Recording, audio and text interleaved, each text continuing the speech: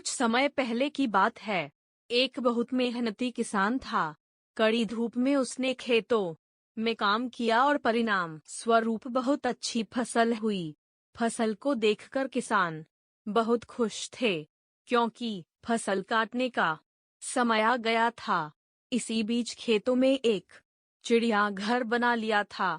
उनके बच्चे अभी बहुत छोटे थे। एक दिन किसान अपने बेटे के साथ खेत पर आया और कहा, बेटा ऐसा करो कि अपने सभी रिश्तेदारों को आमंत्रण करो, ताकि अगले शनिवार आकर फसल काटने में हमारी मदद करें। यह सुनकर चिड़िया के बच्चे बहुत घबरा गया और अपनी माँ से कहने लगे, अब हमारा क्या होगा? अभी तो हम पूरी तरह से उड़ने लायक नहीं हुए हैं।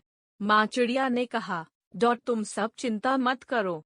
जो दूसरे के सहारे चलता है, उसकी कोई मदद नहीं करता। अगले शनिवार जब बाप बेटे खेत पर पहुंचे, तो वहां कोई भी रिश्तेदार नहीं था। दोनों को बहुत निराशा हुई। फिर पिता ने बेटे से सभी रिश्तेदारों को फिर से आमंत्रण करने के लिए कहा।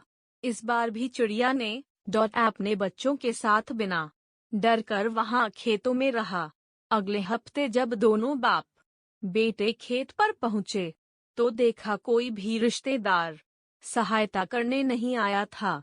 तो किसान ने बेटे से कहा, जो इंसान दूसरों का सहारा लेकर जीना चाहते हैं, उसका यही हाल होता है। उसे हमेशा निराशा ही मिलता है। आप चलो घर जाते हैं। कल सुबह हम फसल कटने का सामान लेकर आएंगे और इस फसल को हम दोनों मिलकर काटेंगे। चिड़िया ने जब यह सुना, तो उसने अपने बच्चों से कहने लगी, चलो अब जाने का समय आ गया है।